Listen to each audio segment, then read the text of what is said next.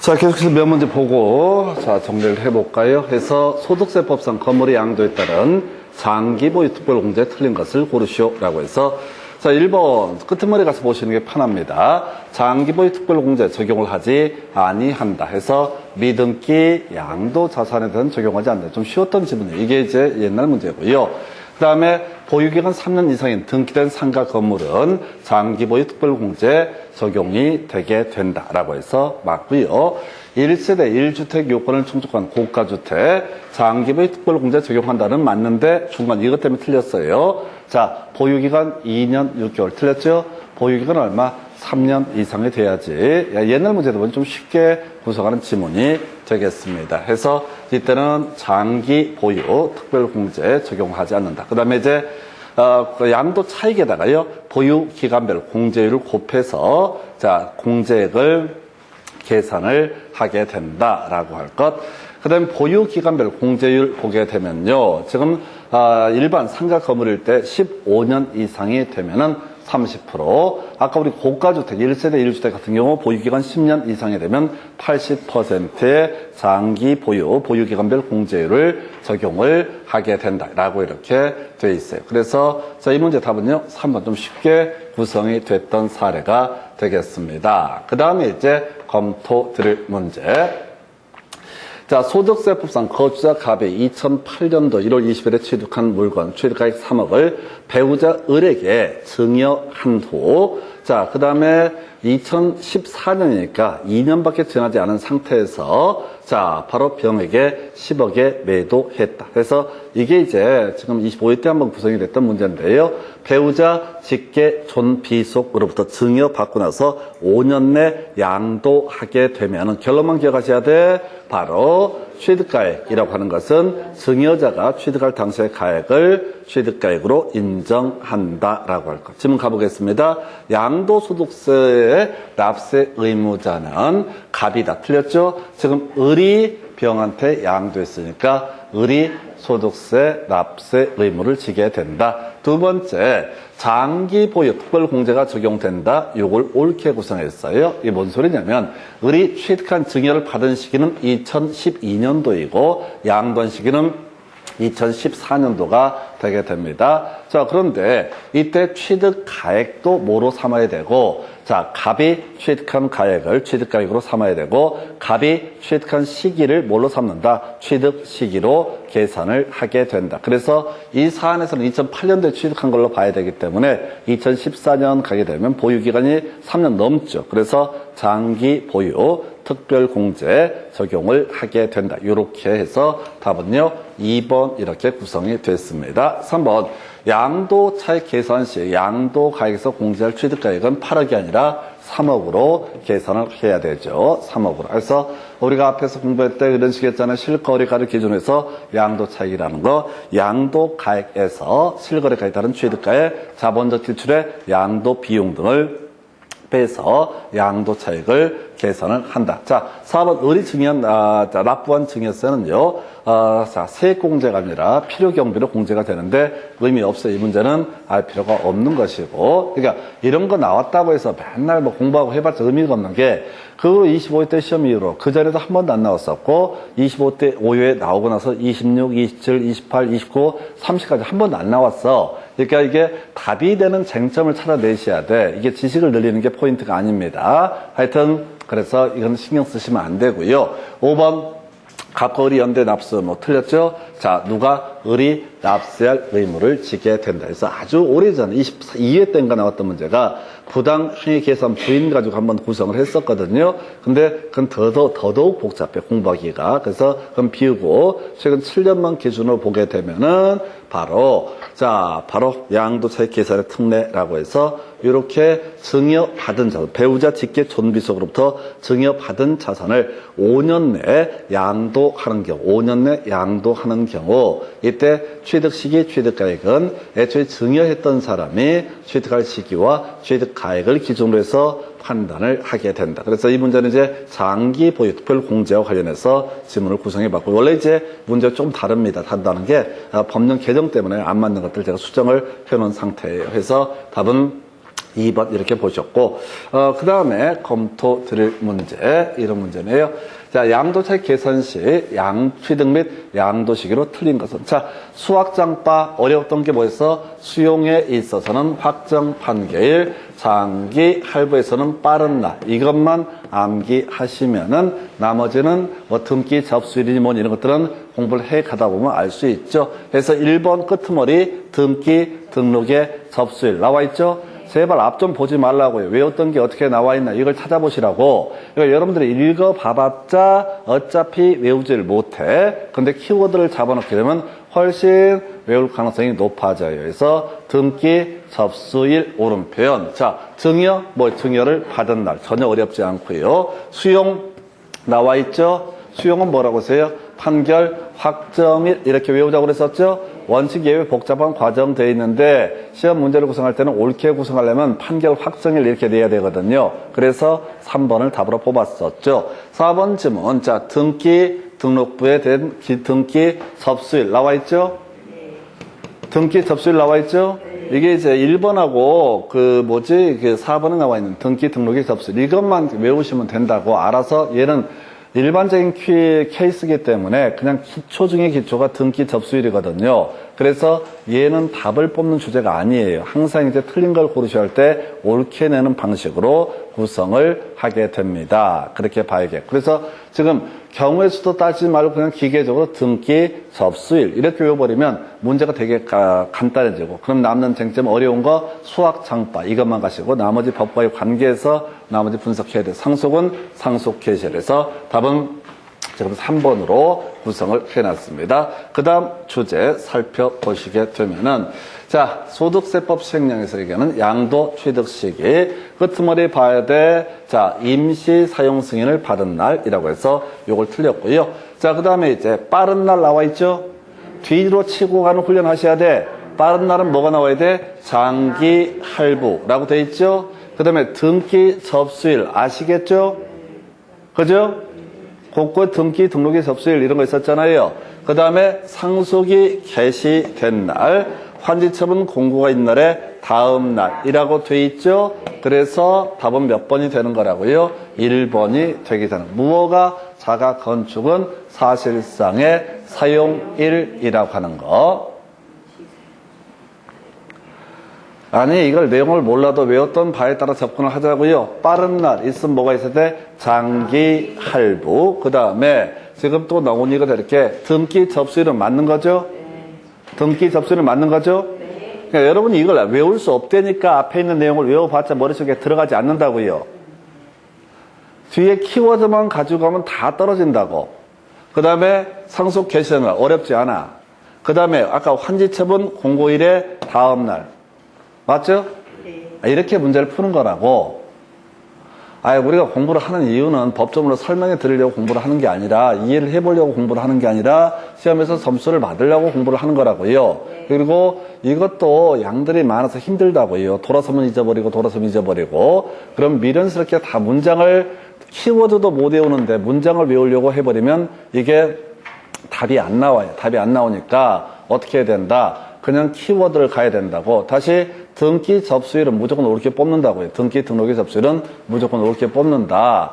자, 그 다음에 자, 아까 따로 외웠던 게 수학 장바에서 수용에서는 판결 확정일, 장기 할부에 있어서는 빠른 날 이렇게 갔었죠. 그래서 이것도 빠른 날 보면 여기 자, 장기 할부 있겠구나 이렇게 이제 가는 거라고. 바로 자동으로 치고 들어가는 거예요. 그래서 이렇게 해서 이 문제 답은 자기가 건설한 건축물에서 허가를 받지 않냐고. 뭐가 자가건축이죠? 이때는 빠른 자의 사실상의 사용일이라고 하는 거. 이렇게 가시는 거예요. 그러니까 이걸 몰라도 이거 나머지가 되게 간단하다고.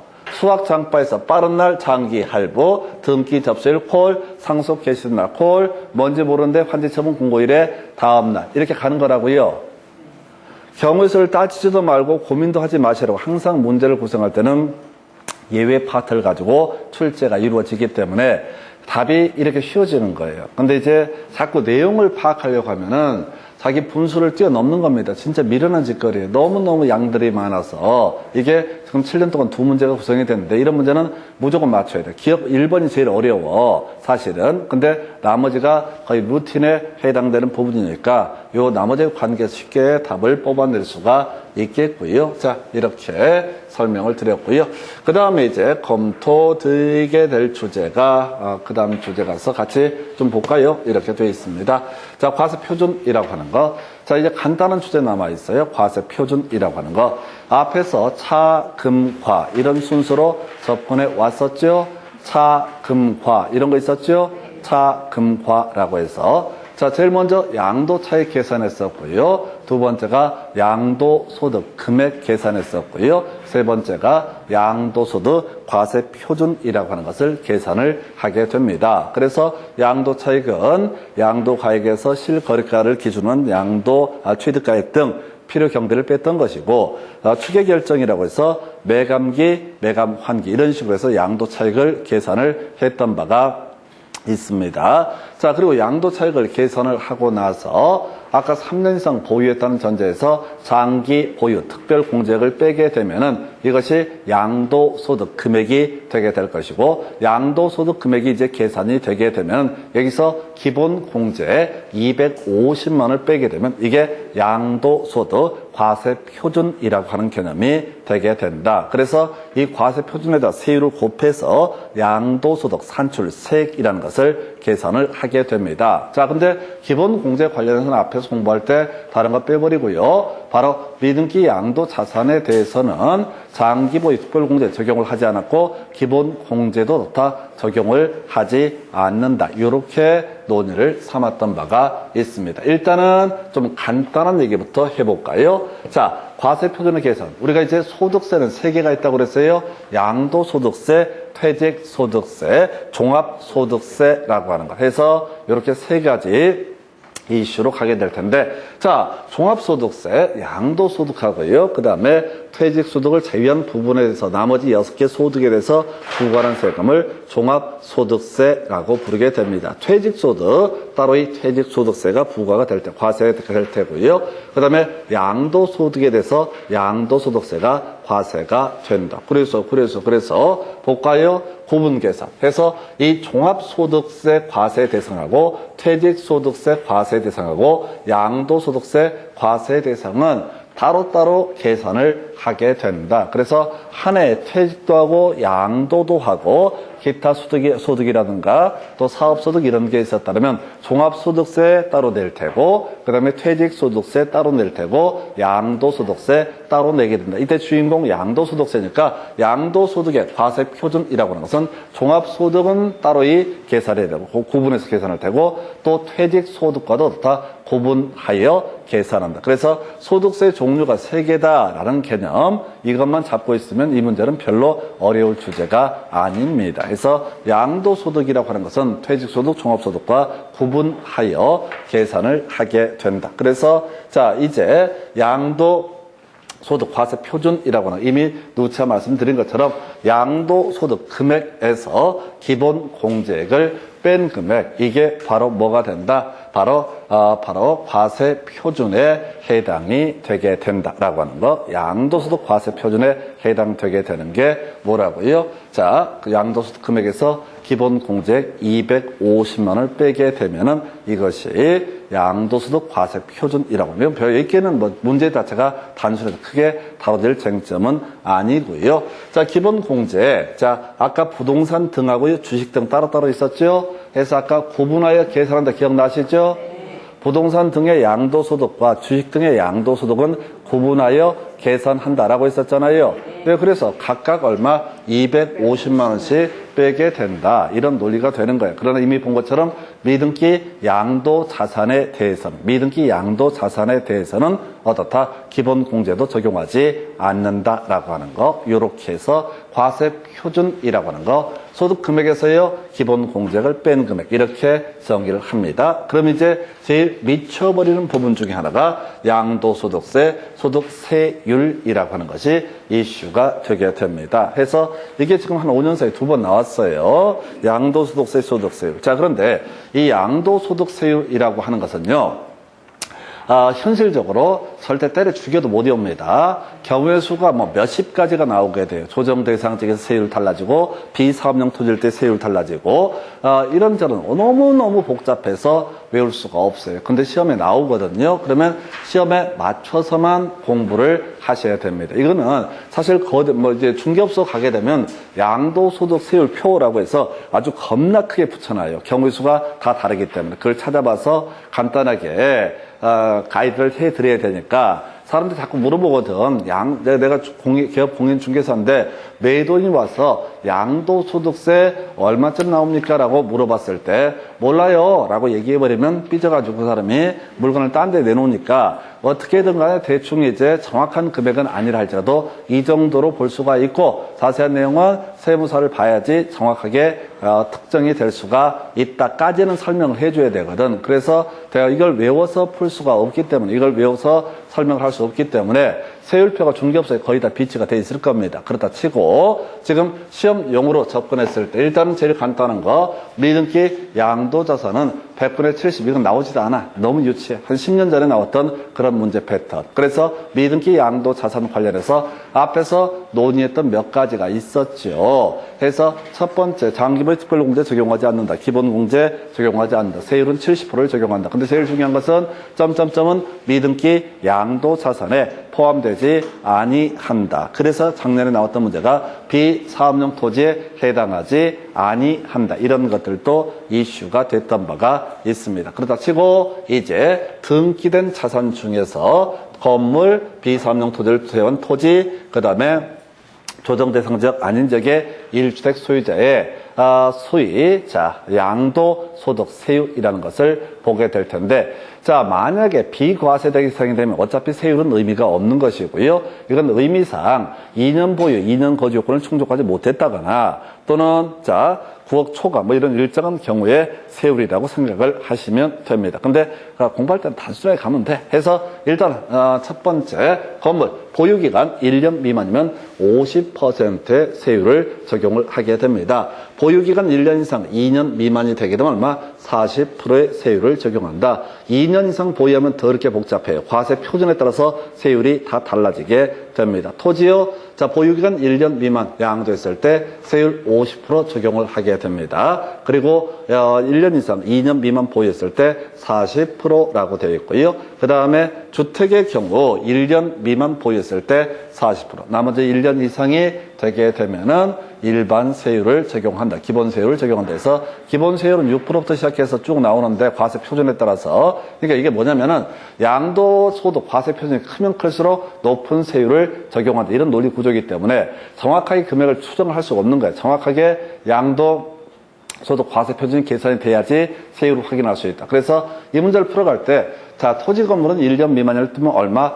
50%, 토지 건물 1년 이상 2년 미만이 되면 얼마? 40%. 한편 주택만 따로 가야 되죠. 1년 미만이 되면 얼마? 40%라고 하는 거. 그래서 요것만 외워서 문제를 찍어 가셔야 되지 이 이상의 것들을 외울 수도 없고 외워지지도 않습니다. 근데 더 놀라운 건 이것만 외워도 거의 문제를 한 95%까지 풀어낼 수가 있는데 이것도 안 외워. 아니 외우는 척하고 나서 생각을 해. 문제를 봐. 이건 무조건 기계적으로 1년 미만 토지, 건물, 주택 중에서 1년 미만 되게 되면 건물은 주택만 40%고 토지, 건물은 얼마? 50%. 2년 미만이다 라고 했을 때 주택은 상관이 없고요. 주택은 모르고요. 토지, 건물은 얼마? 40%. 하여튼 요 정도는 외우고 들어가셔야지 이 실제 우리 시험에 나오는 것들을 계산을 해낼 수가 있게 됩니다. 해서 요 정도가 세율이라고 해서 세율 다이트 나왔어. 두 문제가 7년 동안 최근에 두 문제나 구성이 됐어요. 근데 사실 이거보다 꼭 기억할 게 우리 앞에서 취득세 다시 기억해 보겠습니다. 취득세 세율이라고 하는 거. 원시 취득 2.8% 적용을 했던 것이고요. 유상승계 취득은 1, 2, 3 해서 4까지 가요. 주택은 1%, 2%, 3%, 6억, 9억 해서 총 3개 구간을 만들어서 6억 이하는 1%, 6억 초과 9억 이하는 2%, 9억 초과는 얼마? 3%라고 하는 것이 있었고요. 주택 농지 외 부동산은 얼마? 농지는 3%, 주택 농지 외 부동산은 얼마? 4%, 무상승계 취득 상속 농지 2.3%, 그 다음에 지금 또 뭐가 있었지? 농지에 대응해서, 농지 외 부동산은 2.8%, 그 다음에 증여 등을 비영리보증 받았을 때 2.8% 이렇게 갔던 적이 있습니다. 그 다음에 공유물 분할 2.3%, 환상의 분부는 표준세율 마이너스 2%, 개지과는 중과 긴세율 2%를 적용한다. 이런 게 취득세 세율이었었고요. 자, 등록면허세에서 세율 다 이제 0.2% 이렇게 가게 되는데 세 가지. 자, 지역권은 요역지 가액의 0.2%, 그 다음에 전세권은 전세금의 0.2%, 임차권은 월 임대차 금액의 0.2% 이렇게 되어 있었지요. 해서 그리고 재산세 역시 중요했었죠. 0.07% 농지, 임야, 목장, 용지, 이염터라고 해서 염전과 터미널 부지 0.2%라고 하는 거. 그 다음에 자 4%짜리가 장장 나왔었죠.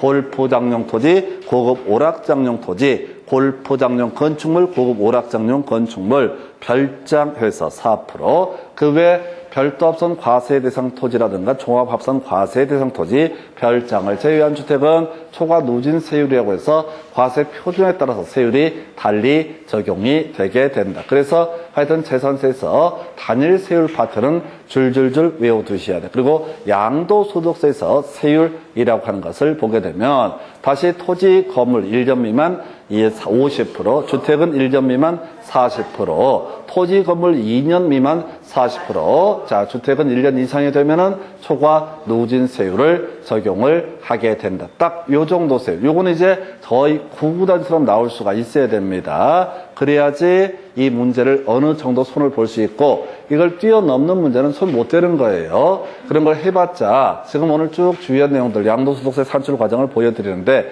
제발 안 되는 것들 하려고 하지 마세요. 세법 16문제 나오고요. 뒤지게 하더라도 보통 세법 16문제 중에서 한 30% 가까이 어렵게 나온다고 봐야 돼. 한 4-5문제 내에는 손 못 댈 문제 나오니까 그런 건 때려 죽여도 책을 봐도 강사도 외워서 푸는 게 아니라 법조문을 찾아봐야 될 정도의 문제가 구성이 된다고요.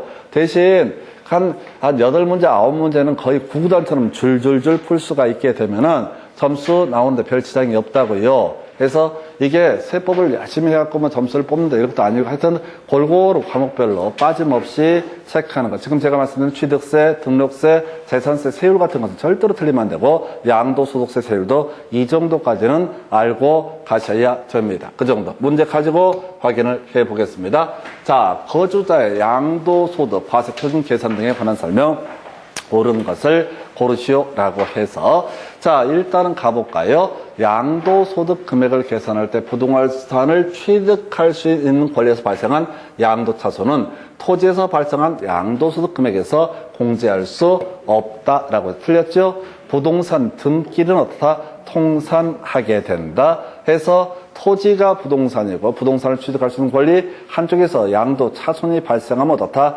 통산하게 된다. 주식끼리 통산한다. 부동산 등끼리 통산하게 된다. 이렇게 논의가 됐었고요.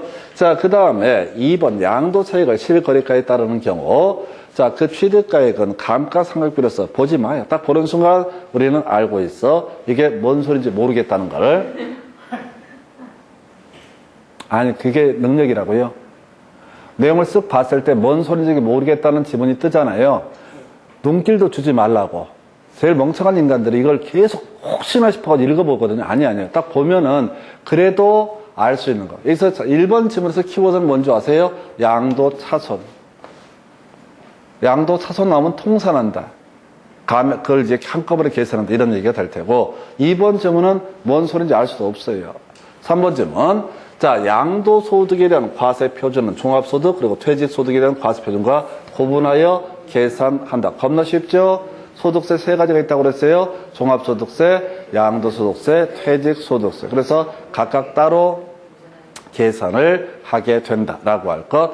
그 다음에 이제 1세대 1주택 비과세 요건을 충족하는 고가주택의 양도가액이 10억이고 양도책이 4억일 때 과세되는 양도세액은 3억이다. 몰라. 아니 모른다고 우리가. 그거 있잖아요. 모른다고 생각하고 넘어가시면 된다고.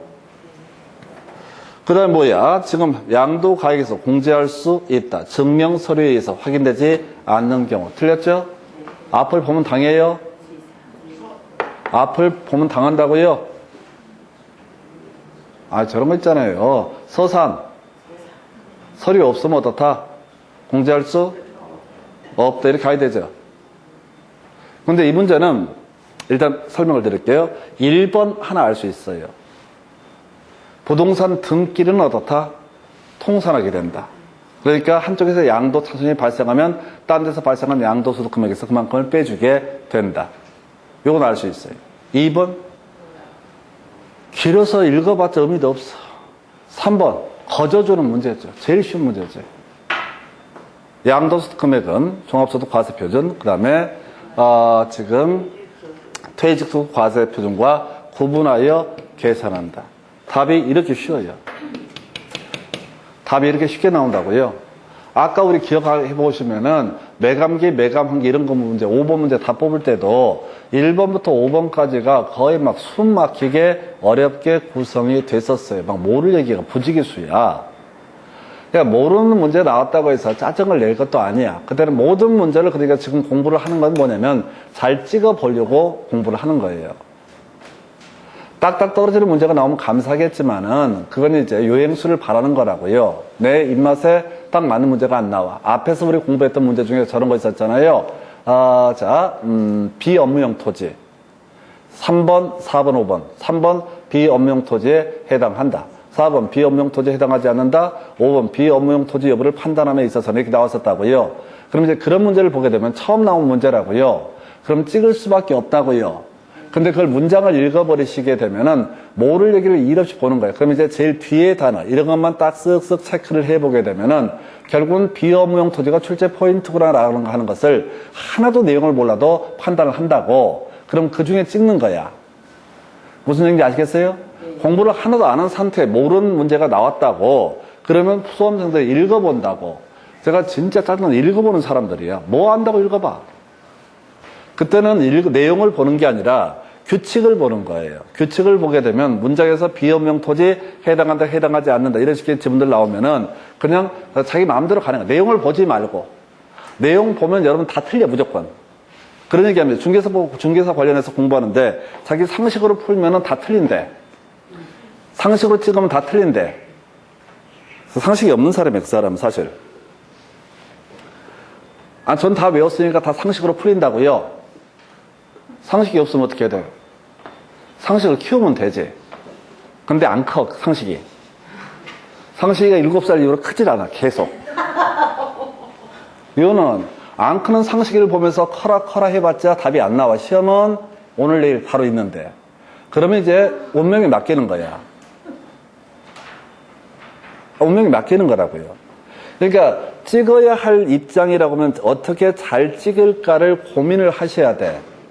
공부도 못하고 노력도 안 하고 등등등 하면서 어떻게 이게 요행수로 기가 막히게 맞추기를 바라면 안 되고, 아까 비업무용 토지라는 키워드가 3개가 나오게 되면은 해당한다, 해당하지 않는다, 비업무용 토지를 판정함에 있어서는, 그러면 이게 공부가 좀 내공이 쌓이다 보면 해당한다는 해당하지 않는다 둘 중에 하나를 갖고 장난친다는 걸 눈치를 채게 돼. 그러니까 이런 과정을 통해서 여러분들이 법조문의 구조를 공부를 하시게 되는 거예요. 그러면 내용을 몰라도 둘 중에 해당한다나 해당하지 않는 둘 중에 하나 찍으면 되는 거예요. 그러면 그 사람은 답이 될 확률은 거의 50% 육박하는 거예요. 근데 거기서 자기가 보기에 이런 생각하시면 안 된다고. 개발 제한구역 안에 토지 뭐 이렇게 하면 이건 내가 보기에는 비업 토지 이렇게 하면 안 된다고. 그냥 마음을 비우시고 그냥 구조만 갖고 접근을 하셔야 된다고. 자, 그래서 이런 문제가 세법이 결코 쉽지가 않아요. 근데 어렵다고 얘기하기도 민망해. 답은 겁나 유치하게 개, 돼지도 맞출 수 있게 세팅을 해준다고. 근데 답이 아닌 것들, 2번 같은 지문들, 이게 1번 툭 던져봐요. 다 무너져 버립니다. 그러니까 문제를 보고 지문을 읽고 나서 답을 찍어내는 게 아니라 중간에 법에서 말도 못하게 어려운 얘기들을 아무데나 막 깔아버린다는 전제를 갖고 있어야 돼요. 지금 제가 이걸 또박또박해서 이건 저런 것이고 저건 저런 것이고 백날 설명해 봤자 여러분들이 외우실 시간도 없고 외워지지도 않습니다. 근데 합격은 하셔야겠고, 그러면 애초에 가실 때부터 쓱 봤을 때 막히잖아요. 무조건 읽지 마요. 왜? 부질 없는 짓거리니까. 그러면서 한 가지만 기억하시면 돼. 그 중에 좀 내가 알아먹을 만한 얘기를 찍어야지 라는 생각으로 접근을 하시면은 실제 실력과는 대단히 무관하게 점수가 잘 나와요. 근데 이제 공부를 많이 하는데 점수가 안 나오는 분들의 기본 속성은 이런 걸 끝장을 보려고 그래. 그 끝장을 봐. 해설 보고 이제 드디어 나이스! 이제 나는 알 수 있다. 이해했다. 그러나 그 대가리 안에는 그건 5분도 멈춰있지 않아요. 또 조금 이따 순서를 살짝 바꾸거나 지문을 바꿔버리면은 다시 무너져 버려요. 그러니까 공부도 힘들고 점수도 안 나오고 쓸데없는 짓거리를 하는 거니까. 자, 그래서 이런 문제 진짜 까다로워요. 답은 너무 쉬워서 이건 나도 알겠다라는 그런 문제이긴 하지만은 나머지가 너무 까다로워요. 그래서 뒤에 보는 훈련들 좀 하시게 되면은 이게 얄쌍한 지식 몇 개를 가지고 답을 귀신처럼 찾아내는 신기를 보여주고, 그래서 합격을 하시게 되면은 기쁨도 한 3배가 됩니다. 내 실력으로 다 풀어서 뭐가 뭐쩌고 저쩌고 100점 맞아봐봐. 기분이 좋을 것 같아? 짜증나, 힘들어 죽겠구만 이 생각 들지. 붙을 거 당연히 붙은 거니까. 운전면허증 땄다고 해서 막 이렇게 파티하고 이런 인간들 거의 없습니다. 운전면허 필기시험 봐서 합격했다고 막 파티하고 집안 플랜카드 거는 인간들 없다고. 왜? 아무것도 아니니까. 물론 이것도 플랜카드 걸 일은 없는데 대신 공부하는 과정이 힘드니까, 양이 많으니까 이렇게 치고 가실 것. 답은 3번. 그래서 1번하고 3번만 의미가 있어요. 그러니까 실제 2차 과목의 특징들이 공법도 그렇고요, 세법도 그렇고 특징들이 뭐냐면은 포인트를 잡아내셔야 돼. 그런데 중간에 너무 많은 법조문들이 혼재가 돼 있어서 많이 힘들어도 하십니다. 힘들어하지 마시고 답을 찾아가는 지혜가 필요합니다. 읽어봐야 아는 거 아니냐. 뭘 읽어보긴 딱 보는 순간 이미 몰라. 뭔 소린지 이해가 안 돼. 그러면 다시 읽지 마시고 그냥 패스하시라고. 자, 그 정도 보셨고, 그 다음 주제 살펴보겠습니다. 자, 장기부의 특별공제, 기본공제 등에 관한 설명 틀린 것을 해서 보유기간이 3년 이상인 토지 및 건물에 한정해서 장기부의 특별공제 적용하는. 틀렸죠? 옛날 문제야. 유치한 그치죠. 주택도 조합원 입주권도 3년 이상 보유하게 되면 다 장기부의 특별공제 적용이 될 수가 있죠. 이게 유치하게 한정하여 24회 때 벌써 7년 전 문제이고, 이때 출제된 출제원들은 쪽팔려서 다 돌아가셨습니다. 이렇게 유착이 안 낸다고. 지금에 와서 장기보유 특별공제는 조정 대상 지역, 미등기 양도 자산에 대해서는 장기보유 특별공제 적용하지 않는다. 그게 포인트가 될 겁니다. 2번, 1세대 1주택이라도 일정한 경우 장기보유 특별공제가 적용될 수 있다. 1세대 1주택은 비과세가 되는 경우도 있지만 9억 초과했을 때는 양도소득세 내야 되고, 그때 장기보유 특별공제가 적용될 수 있다. 자, 장기보유 특별공제액이라고 하는 것은 보유기간별 공제율, 그 다음에 양도차익, 이 두 개를 곱해서 어떻다? 공제액을 계산하게 된다. 1주택 소유자, 아까 보유기간 10년 이상이면 80%, 1주택 외에 나머지 항목은 보유기간 15년 이상일 때 30%의 보유기간별 공제율 설명드렸고요. 자, 등기된 비사업용 토지를 양도했을 때 기본공제 대상이 된다. 출제 포인트, 기본공제는 뭐만 제외한다? 미등기 양도 자산만 기본공제가 아니다. 나머지는 다 어떻다? 기본공제. 자, 거주자의 외국 자산의 양도에 따른 양도 차익을 계산할 때도 당연히 기본공제 적용합니다. 유일하게 기본공제가 적용되지 않는 게 뭐라고요? 미등기 양도 자산. 거꾸로 가셔야 된다고.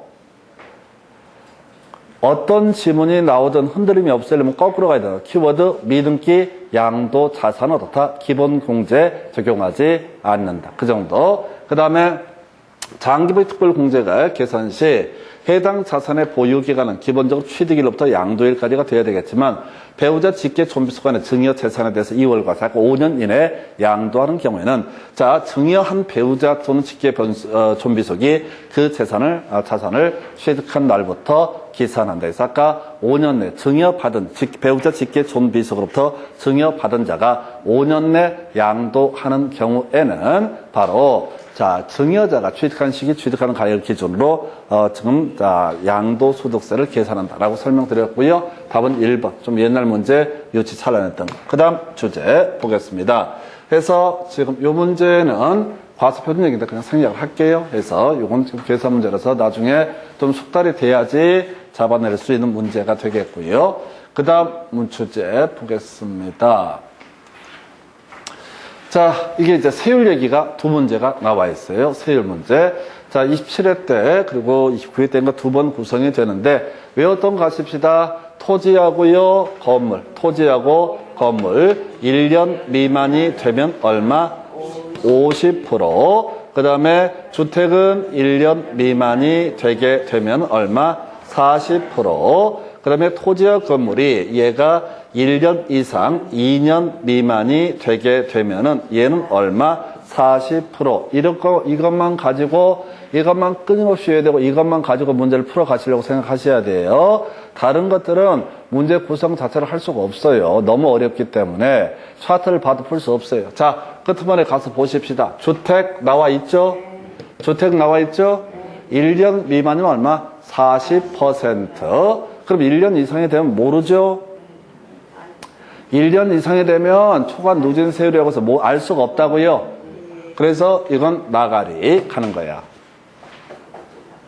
이게 100분의 38이다 35다 이 얘기를 하는 게 아니라 주어진 데이터만 가지고 분석을 하는 거예요. 자, 상가 건물 2년 이상 보유했습니다. 자, 1년 미만이면 50%, 2년 미만이면 40%죠. 그러면 2년 이상 보유했으면 나가리죠. 아, 모른다고? 여기는 과세 표준이 얼마가 돼야 되는지를 확인해 봐야 된다. 근데 여기 문제에서는 과세 표준이 안 주어져 있다고. 그러니까 뭐라고 얘기를 할 수 없다고요. 세 번째, 상가 건물 1년 미만 나와 있죠? 100분의 50. 맞죠? 그죠? 그 다음에 1주택 1년 미만입니다. 그럼 얼마? 40 이렇게 가야 되죠? 그 다음에 상가 건물 1년 8개월 2년 미만이죠? 100분의 40. 그러니까 이 문제는 3, 4, 5번만 우리가 세율을 추정할 수 있어요. 나머지는 전혀 알 수가 없어요. 과세 표준에 따라서 세율이 달라지기 때문에 이게 맞다 틀리다라고 얘기를 할 수가 자체가 없어. 그러니까 불특정한 걸 100분의 38이다 이렇게 표현한 것 자체가 틀렸다는 얘기야. 과세 표준에 따라 다 달라지기 때문에. 그래서 실질적으로 우리가 딱딱딱 끊어서 볼 수 있는 것은 이 알량한 지식을 갖고 3번, 4번, 5번만 구성할 수 있고 답을 3번으로 체크를 하게 됩니다. 그 다음 주제 살펴보겠습니다. 자, 보니까 양도소득세 과세 표준의 세율 적용되는 세율로 틀린 것은 이렇게 돼 있죠? 그죠? 세율로 틀린 것은 돼 있잖아요. 그러면 다시 주택 먼저 찾아볼까요? 주택 어디 있어? 주택이라고 하는 게 어디 있어? 주택 나와 있죠? 자, 주택은 1년 미만이게 되면은 40% 있었죠? 자, 먼저 조합원 입주권 같은 개념이 돼야 되는데 1년 미만 조합원 입주권 40%. 입주권하고 주택은 그냥 같은 걸로 보시면 돼. 맞죠? 그 다음에 2번, 3번은 모르겠고 일단. 자, 그 다음에 상가 건물 나와 있죠? 2년 미만이면 40이죠? 토지하고 상가 건물은 2년 미만이면 40%, 1년 미만이면 50%. 주택은 1년 미만이면 40%. 이래 갔었잖아요. 1번 맞고 2번 맞죠? 그 다음에 지금 보니까 뭐라고 되어 있냐면 비사업용 토지라고 되어 있죠? 토지 나와 있죠? 과세표준 1200만 원 이하라 해서 모르죠? 전혀 모르는 얘기죠? 저는 외웠어요. 근데 의미가 없고요. 그 다음에 미등기 건물이라고 되어 있죠? 미등기 양도 자산은 아니라고 되어 있어요. 자산이 아니다. 미등기 건물이면 얼마? 100분의 70. 맞죠? 그죠? 그래서 세 개 아셨죠? 세 개 알면 되는 거잖아요. 답 뭐예요? 찍으시면 돼. 그래서 답은 3번이에요. 아니 이런 문제는 풀 수 없다고. 게다가 얘 같은 경우는 출제 5, 6, 12가 나와서 복수응답 인정됐던 그런 사례고 등등등 사연이 겁나 길다고 이거를 쫓아가시면 안 된다고. 겨우 외워놨던 주택 1년 미만 얼마? 40%. 조합원 입주권도 1년 미만이면 40%. 그 다음에 상가 건물이 1년 미만이 되게 되면 50%, 1년 이상 2년 미만이 되면 얼마? 40%. 토지도 기본적으로 비사업용 토지가 아니라고 전제가 되게 되면 보유 기간에 따라서 어떻다고요? 1년 미만이면 50%, 2년 미만이면 얼마? 40%. 그렇게 해서 이렇게만 가셔야지 문제를 접근을 하는 거지. 이거 작년 문제 아주 세법 아주 극단적으로 나왔던 문제예요. 일단은 뭐 내용도 내용 짜증나게 만들었지만은 지문 길이가 겁나 길어가지고 손을 대지 못하게 세법 보고 난 사람들이 뭐 쌍욕했던 그런 문제들이라고요. 기존 문제와 패턴이 많이 바뀌었어요. 그러면 올해는 어떻게 될까요? 그걸 모르지. 그걸 알면 여기서 점집을 차리지. 방법이 뭐냐면은 작년에 어떤 문제가 한번 어렵게 나왔다고 그래서 그 기준에 쭉 맞춰서 공부를 해보겠다. 그럼 여러분들은 2달 하기 전에 그만둬요. 힘들어가지고. 뭐 포기해. 근데 예언병을 포기했다지만 올해는 또 예전처럼 무난하게 나와. 그럼 개 짜증나잖아. 그럼 다시 시작을 해. 그래서 어렵게 공부를 하게 되면 2달 못해 또 때려치워. 힘들어서. 그게 아니라 이게 항상 기본만 가지고 계속 가셔야 되고 대신 과목별로 특정 과목의 문제가 아니라 전 과목을 골고루 기초는 세팅을 하고 있어야 돼요. 그게 아니면 방법이 없어. 짧은 시간에 공부해서 합격을 하는 방법은 제가 뭐 아까 세법 같은 것들을 보면서 미등기 양도자산에 해당하지 않는다 또는 비사업용 토지에 해당하지 않는 이렇게 편법들을 가르쳐 드리고 있고 이 문제를 바로 풀어낼 수는 없지만은 이거 표를 다 외웠던 사람도 어차피 못 풀기는 마찬가지야. 괄호 열고 어쩌고 저쩌고까지 구성을 해버렸으니까. 해서 풀 수 있는 문제들은 풀어내야 돼. 이건 최소한 3개 정도는 커버를 한다고요.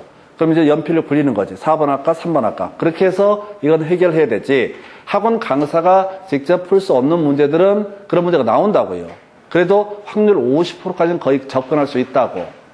해서 공통적인 이슈들에 쫓아가셔야 됩니다. 해서 이렇게 보셨고 그 다음 주제는 다음 시간에 요거 이어서 보겠습니다. 자, 오늘 여기까지 가겠습니다. 수고했습니다. 마치겠습니다.